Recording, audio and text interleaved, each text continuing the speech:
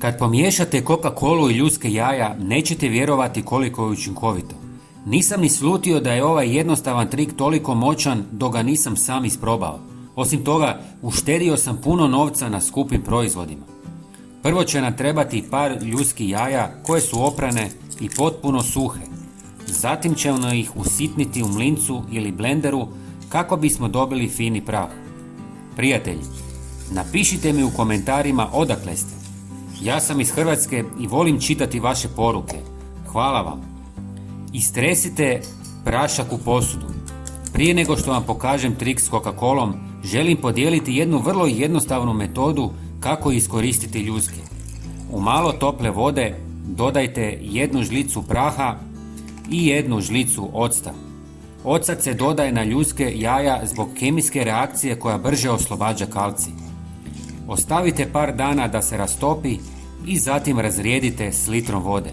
Možda niste znali, ali ljuske su izvanredan prirodni dodatak za tlo. Sadrže mnogo kalcija i pomažu zemlji da bude rahlija i plodnija. Posebno su korisne za rajčice, paprike i tikvice jer sprječavaju pojavu truleži. Osim toga smanjuju kiselost tla pa su odlične za biljke poput ruža i azalea. Kad se sitno zdrobe mogu služiti kao zaštita od puževa jer im smetaju i drže ih podalje od mladih biljaka. Sada ću vam pokazati trik s Coca-Colom. U 200 ml vode istresite ostatak praha i dodajte 100 ml kole. Dodat ćemo još 2 sastojka, a to su 1 žlica soli i 1 žlica deterdženta za suđe. Sve prelite u praznu bocu. Kada se ove namirnice spoje, nastaje snažna prirodna mješavina koja bez puno truda uklanja zapečene mrlje i masne naslage. Zdrobljene ljuske djeluju kao nježan peeling koji struže prljavštinu, sol dodatno povećava snagu ribanja i pomaže u uklanjanju bakterija, dok deterdžent razgrađuje masnoću i olakšava ispiranje.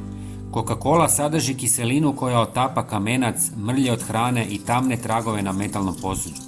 Zajedno čine iznenađujuće učinkovito sredstvo za dubinsko čišćenje. Probajte i više nikad nećete baciti ljuske jaja u smeće. Nemojte zaboraviti lajkati, komentirati i podijeliti video s prijateljima. Hvala vam i pozdrav!